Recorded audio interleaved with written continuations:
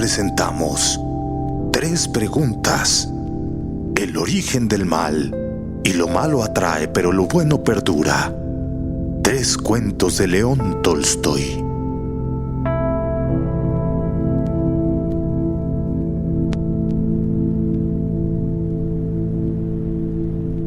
En medio de un gran bosque vivía un ermitaño. Su vida era muy tranquila y no temía a las fieras que allí moraban. Es más, por concesión divina o por tratarlas continuamente, el santo varón entendía el lenguaje de las fieras y hasta podía conversar con ellas.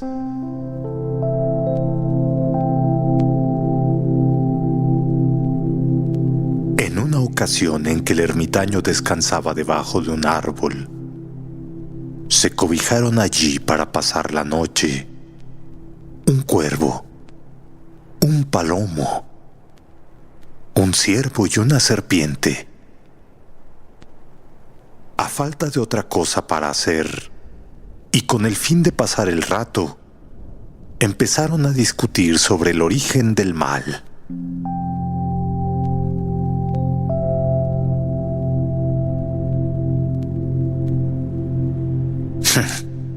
El mal procede del hambre, declaró el cuervo, que fue el primero en abordar el tema.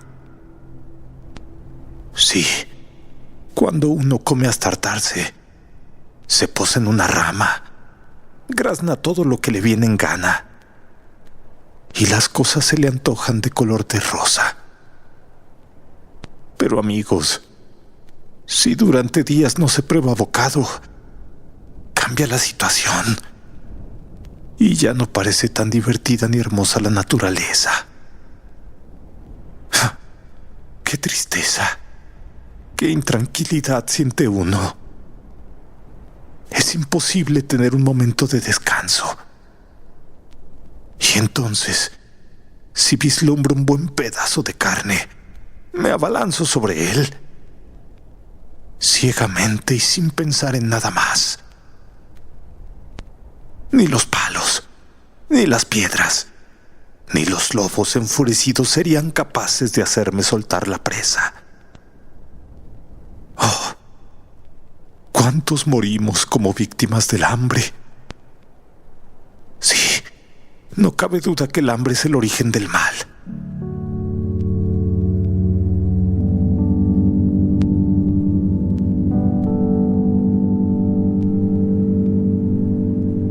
El palomo se creyó obligado a intervenir apenas el cuervo hubo cerrado el pico.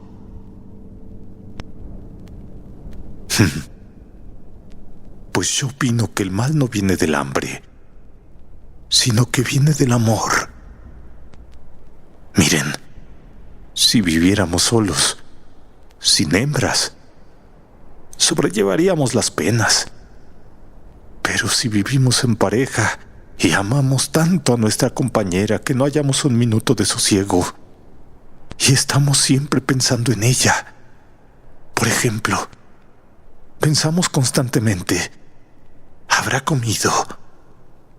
O nos preguntamos, ¿acaso tendrá bastante abrigo? Y cuando se aleja un poco de nuestro lado, nos sentimos como perdidos. Y nos tortura la idea de que un gavilán la haya despedazado, o de que el hombre la haya hecho prisionera. Entonces, empezamos a buscarla por todos lados con un loco afán. Y a veces corremos hasta la muerte, pereciendo entre las garras de las aves de rapiña o en las mallas de una red. Y si la compañera desaparece, uno no come, no bebe, no hace más que buscarla y llorar. Oh, ¿cuántos mueren así entre nosotros? Entonces, compañeros, ya ven que todo el mal proviene del amor y no del hambre.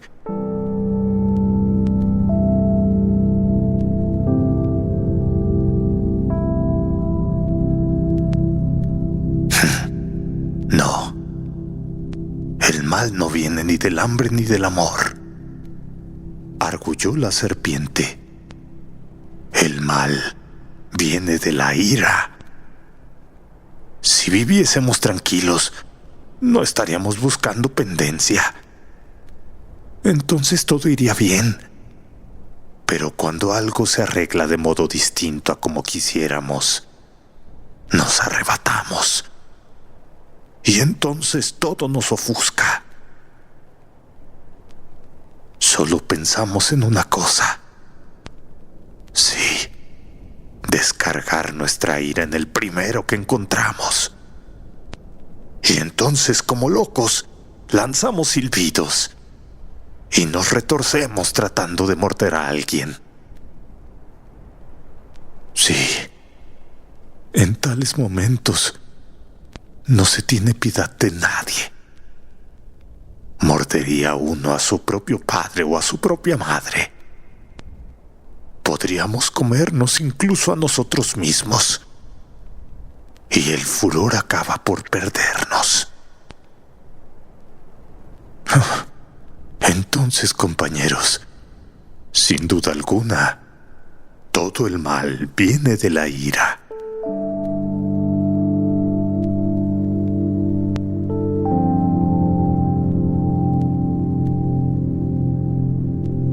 Pero el siervo no fue de este parecer, y dijo: no, compañeros, no es de la ira, ni del amor, ni del hambre de donde procede el mal. Verán ustedes, el mal procede del miedo.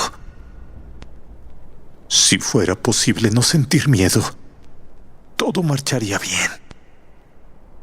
Nuestras patas son ligeras para la carrera y nuestro cuerpo es vigoroso. Podemos defendernos de un animal pequeño con nuestros cuernos, y la huida nos preserva de los grandes.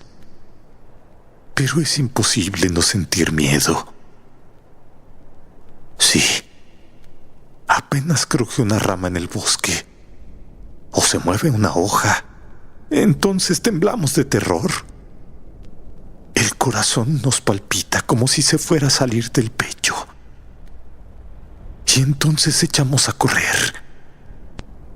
En alguna otra ocasión, cuando una liebre pasa, o un pájaro que agita las alas, o una ramita que cae nos hace creer que nos persigue una fiera, nosotros salimos disparados y no nos damos cuenta que a veces vamos hacia el lugar donde está el peligro.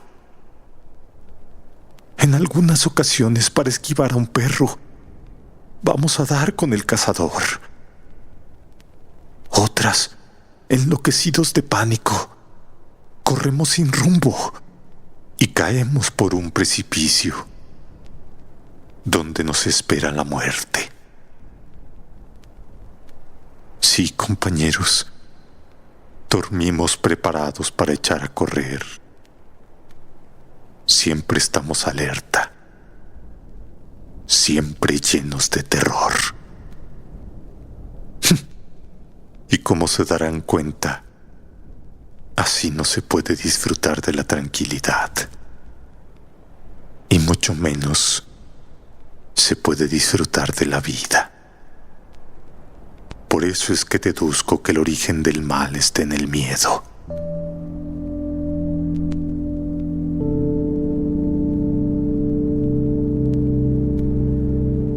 Finalmente, intervino el ermitaño y dijo lo siguiente: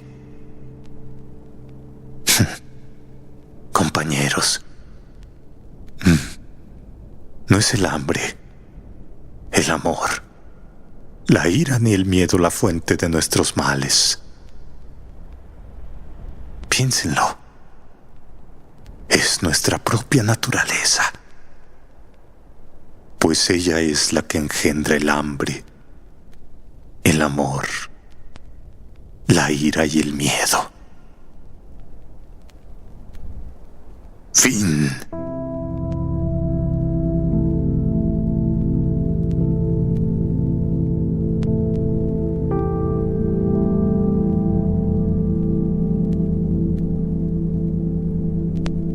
Hace mucho tiempo vivía un hombre bondadoso. Él tenía bienes en abundancia y muchos esclavos que le servían. Y ellos se enorgullecían de su amo diciendo: «Oh, no existe un amo mejor que el nuestro. Sí, él nos alimenta, nos viste, nos da trabajo según nuestras fuerzas. Él no obra con malicia y nunca nos dice una palabra dura. No, él no es como otros amos, quienes tratan a sus esclavos peor que al ganado. Los castigan si se lo merecen o no, y nunca les dan una palabra amigable.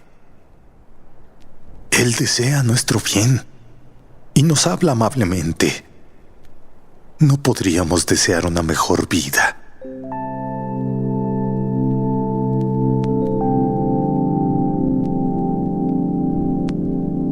De esta manera, los esclavos elogiaban a su amo.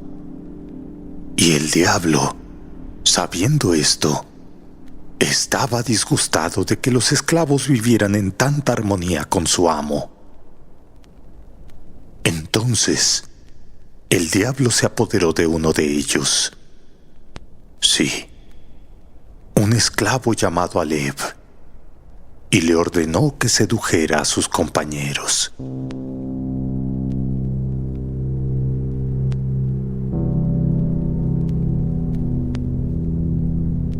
Un día, cuando todos estaban sentados juntos descansando y conversando de la bondad de su amo, Aleb levantó la voz y dijo: «Es inútil que elogien tanto las bondades de nuestro amo. Sí, el diablo mismo sería bueno con nosotros si hiciéramos lo que él quiere. Nosotros servimos bien a nuestro amo y lo complacemos en todo. Tan pronto como él piensa en algo, nosotros lo hacemos. Nos adelantamos a sus deseos. ¿Cómo puede tratarnos mal? Tengo una idea. Probemos cómo sería si en lugar de complacerlo le hacemos algún daño. Ya verán. Él actuará como cualquier otro y nos devolverá el daño con daño. Sí, como el peor de los amos lo haría».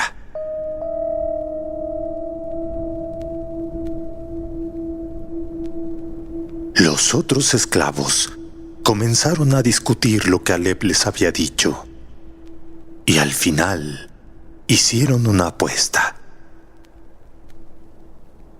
Aleb debía hacer enojar al amo. Si él fracasaba, perdería su traje de fiesta.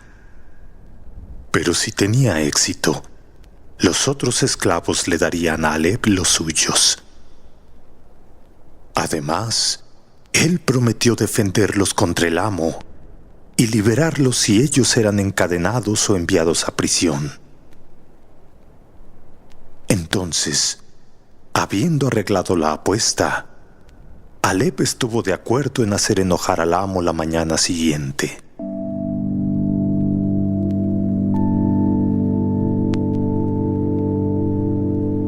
Aleb era quien se encargaba de cuidar al ganado y tenía a su cargo una cantidad de valiosos carneros de raza, de quienes el amo estaba muy orgulloso.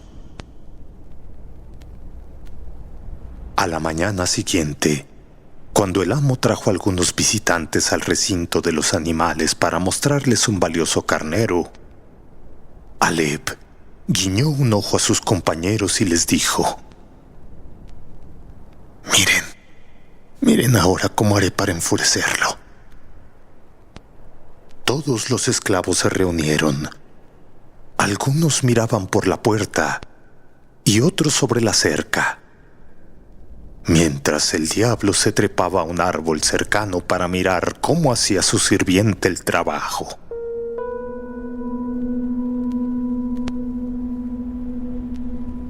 El amo caminó en el recinto, mostrando a sus invitados las ovejas y los corderos, pero deseando poder mostrarles su más fino cordero.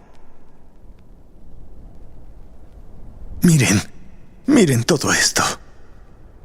Todos los corderos son valiosos, dijo, pero tengo uno con los cuernos torcidos.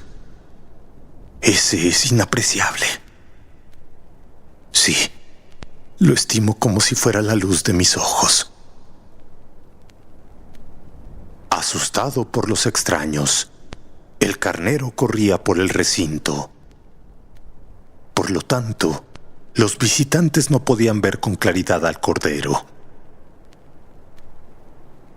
Tan pronto se paraba, Alep asustaba a las demás ovejas como por accidente, y ellas comenzaban a mezclarse nuevamente. Entonces, los visitantes no podían saber cuál era el animal preferido. Y al final, el amo se sintió cansado de todo eso.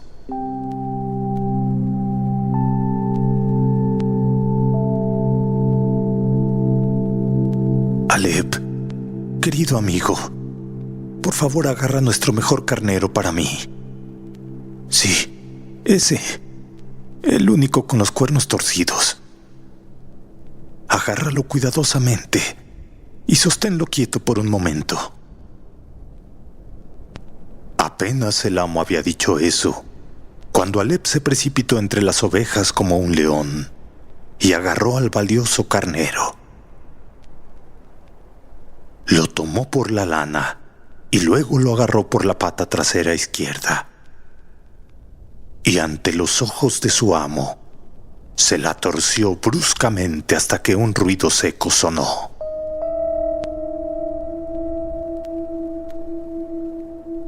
Sí, él había roto la pata del carnero por debajo de la rodilla. Entonces, Alep lo tomó por la pata trasera derecha, mientras el animal balaba.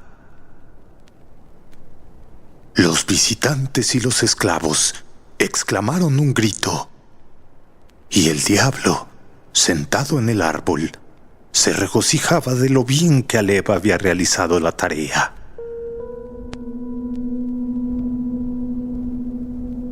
El amo se puso más negro que el trueno. Frunció el ceño, agachó la cabeza y no dijo ni una sola palabra. Los visitantes y los esclavos estaban también en silencio, esperando ver qué sucedería después. Luego de un rato de silencio, el amo se estremeció como si se sacudiera algo de encima. Entonces, él levantó su cabeza y elevó su vista al cielo. Permaneciendo así durante un instante, las arrugas de su rostro desaparecieron, y con una sonrisa miró a Alep y le dijo: «Oh, Alep, Alep, tu amo te ordenó que me hicieras enojar, pero mi amo es más fuerte que el tuyo. Yo no estoy enojado contigo, pero haré algo para hacer enojar a tu amo. Mira, tú temes que yo te castigue y has estado deseando por tu libertad.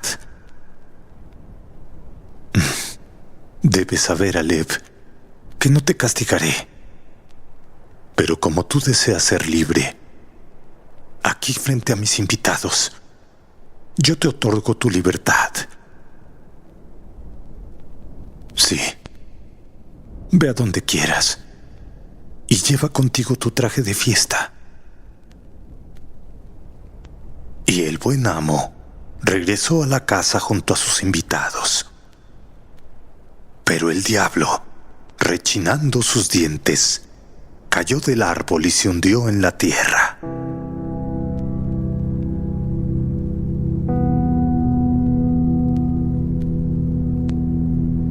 Fin.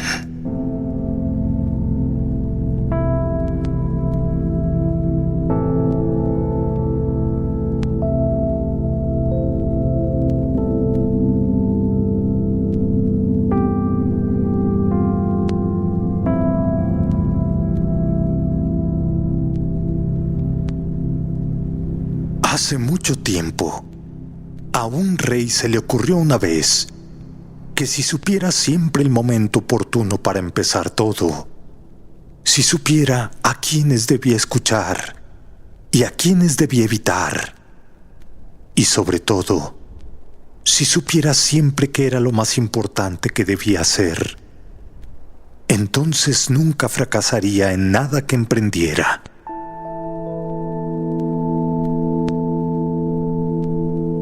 Y habiéndosele ocurrido este pensamiento, hizo proclamar por todo el reino que daría una gran recompensa a cualquiera que le enseñara cuál era el momento adecuado para cada acción y quiénes eran las personas más necesarias y cómo podría saber qué era lo más importante que había que hacer.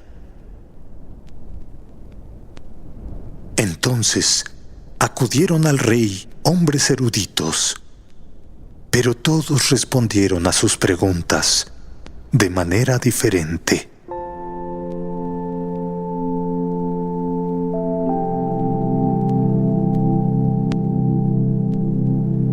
En respuesta a la primera pregunta, algunos dijeron que para conocer el momento adecuado para cada acción, uno debe elaborar de antemano una tabla de días, meses y años, y debe vivir estrictamente de acuerdo a ella. Solo así, decían, se podía hacer todo en su momento. Otros declaraban que era imposible decidir de antemano el momento adecuado para cada acción, pero que sin dejarse absorber por los pasatiempos ociosos, había que estar siempre atento a todo lo que ocurría y entonces hacer lo más necesario. Otros decían que por muy atento que estuviera el rey a todo lo que ocurría, era imposible que un solo hombre decidiera correctamente el momento adecuado para cada acción, sino que debía contar con un consejo de sabios que le ayudara a fijar el momento adecuado para todo. Pero además, otros decían que había cosas que no podían esperar a ser expuestas ante un consejo, sino que había que decidir de inmediato si se emprendían o no. Para decidir eso, uno debe saber de antemano lo que va a suceder. Pero solo los magos lo saben. Y por lo tanto, para conocer el momento adecuado para cada acción, había que consultar a los magos.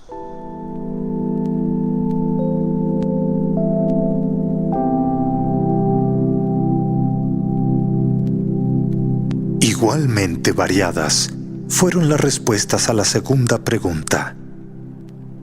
Algunos dijeron que las personas que más necesitaba el rey eran sus consejeros, pero que además necesitaba de los sacerdotes, de los médicos. Entonces, algunos otros dijeron que los guerreros eran los más necesarios.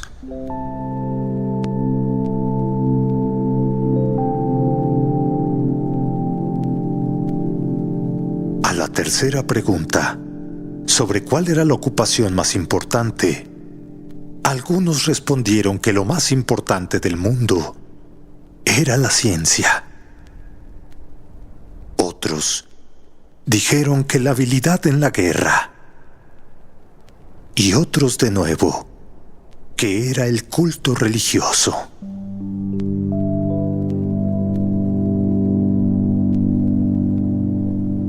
Como todas las respuestas eran diferentes, el rey no estuvo de acuerdo con ninguna de ellas y no dio la recompensa a nadie.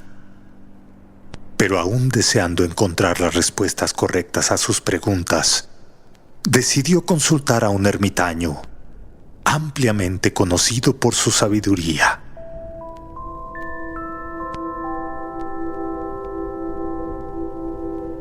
El ermitaño vivía en un bosque que no abandonaba nunca y no recibía más que a la gente común. Entonces, el rey se vistió con ropas sencillas y antes de llegar a la cabaña del ermitaño, desmontó de su caballo y dejando atrás a su guardia siguió solo. Cuando el rey se acercó, el ermitaño estaba cavando la tierra delante de su cabaña. Al ver al rey, lo saludó y siguió cavando. El ermitaño era frágil y débil, y cada vez que clavaba la pala en el suelo y removía un poco de tierra, respiraba con dificultad. El rey se acercó a él y le dijo: «Ermitaño, he venido a ti, sabio ermitaño, para pedirte que respondas a 3 preguntas. La primera es: ¿cómo puedo aprender a hacer lo correcto en el momento adecuado? La segunda es: ¿quiénes son las personas que más necesito y a las que por lo tanto debo prestar más atención que al resto?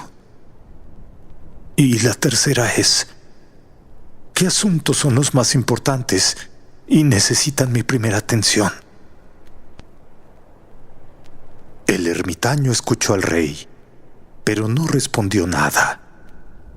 Se limitó a escupir en su mano y a volver a cavar.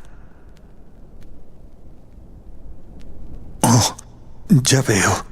Estás cansado», dijo el rey. «Por favor, déjame coger la pala y trabajar un rato para ti». «Está bien. Gracias», dijo el ermitaño, y dándole la pala al rey, se sentó en el suelo.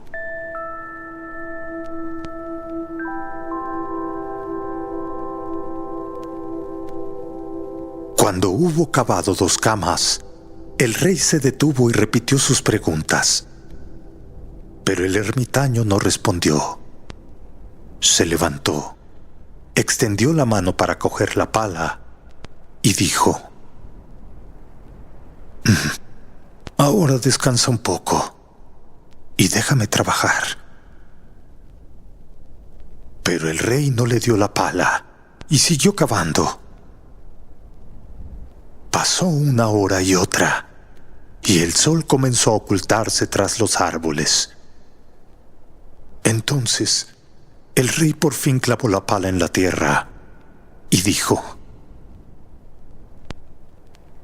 «Oh, he acudido a ti, sabio, en busca de una respuesta a mis preguntas. Pero si no puedes darme ninguna, tan solo dímelo, y volveré a casa». «Aquí viene alguien corriendo», dijo el ermitaño. «Veamos quién es». El rey se volvió y vio a un hombre con barba que salía corriendo del bosque. El hombre tenía las manos apretadas contra su estómago y la sangre fluía por debajo de ellas. Cuando llegó al rey, cayó desmayado en el suelo, gimiendo débilmente. El rey y el ermitaño le desprendieron la ropa. Tenía una gran herida en el estómago. El rey la lavó como pudo y la vendó con su pañuelo y con una toalla que tenía el ermitaño. Pero la sangre no dejaba de fluir, y el rey retiraba una y otra vez la venda empapada de sangre caliente, y lavaba y volvía a vendar la herida. Cuando por fin dejó de manar sangre, el hombre revivió y pidió algo de beber. El rey trajo agua fresca y se la dio. Mientras tanto, el sol se había puesto y había refrescado. El rey, con la ayuda del ermitaño, llevó al herido a la cabaña y lo acostó en la cama. Tumbado en la cama, el hombre cerró los ojos y se quedó quieto. Pero el rey estaba tan cansado de su paseo y del trabajo que había hecho, que se agachó en el umbral y también se quedó dormido tan profundamente que durmió toda la corta noche de verano.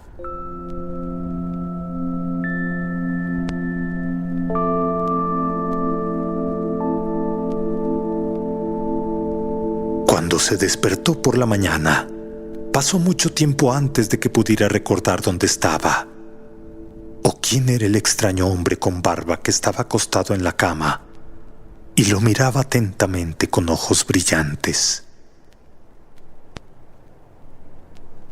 Su Majestad, perdóneme por favor, dijo el barbudo con voz débil, cuando vio que el rey estaba despierto y lo miraba. No te conozco, así que no tengo nada que perdonarte, dijo el rey. Lo sé. Mire, usted no me conoce, pero yo sí lo conozco. Sí, soy ese enemigo suyo que juró vengarse de usted, porque ejecutó a mi hermano y se apoderó de sus bienes. Sabía que había ido solo a ver al ermitaño y resolví matarlo a su regreso. Pero pasó el día y no volvió. Así que salí de mi emboscada para encontrarlo. Y me topé con su escolta, que me reconoció y me hirió. Entonces escapé de ellos. Pero habría muerto desangrado si usted no hubiera curado mi herida. Sí, deseaba matarlo. Y ahora usted me ha salvado la vida. Ahora, si vivo, y si usted lo desea, lo serviré por siempre como su más fiel esclavo. Y ordenaré a mis hijos que hagan lo mismo. Pero por favor, perdóneme.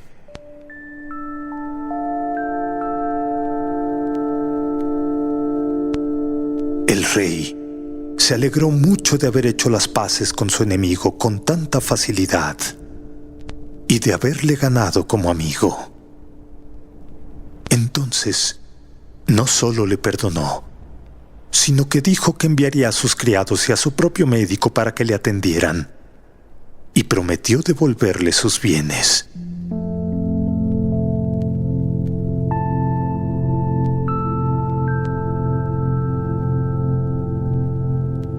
Después de despedirse del herido, el rey salió al pórtico en busca del ermitaño.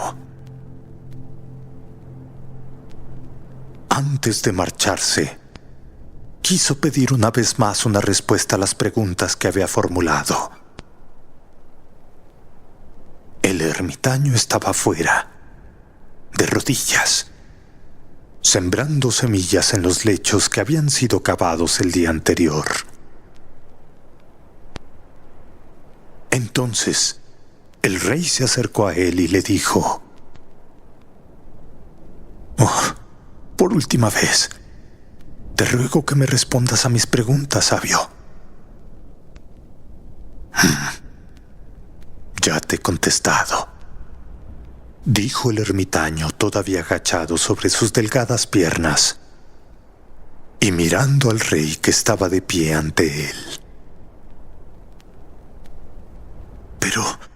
¿Pero qué dices? ¿Cómo se ha respondido? ¿Qué quieres decir?, preguntó el rey.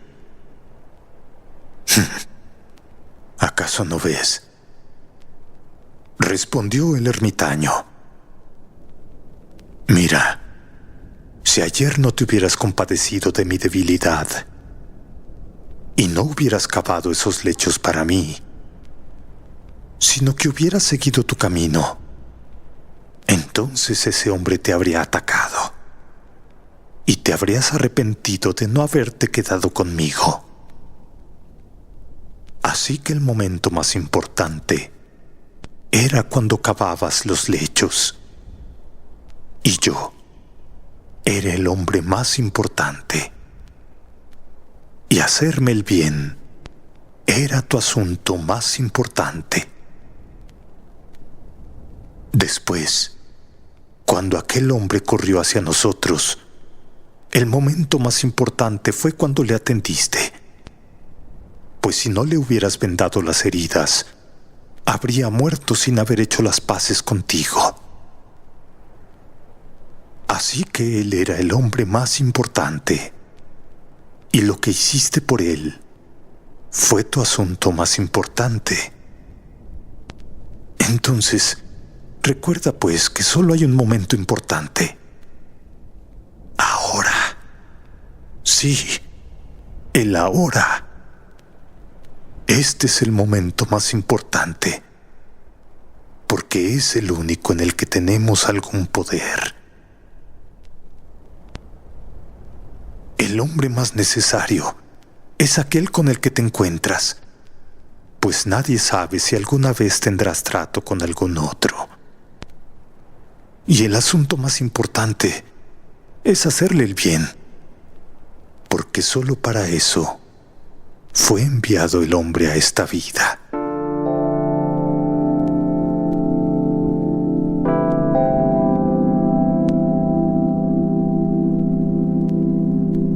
Fin. Si te ha gustado el relato, suscríbete y comparte. No olvides dejar tu like y tus comentarios. Gracias.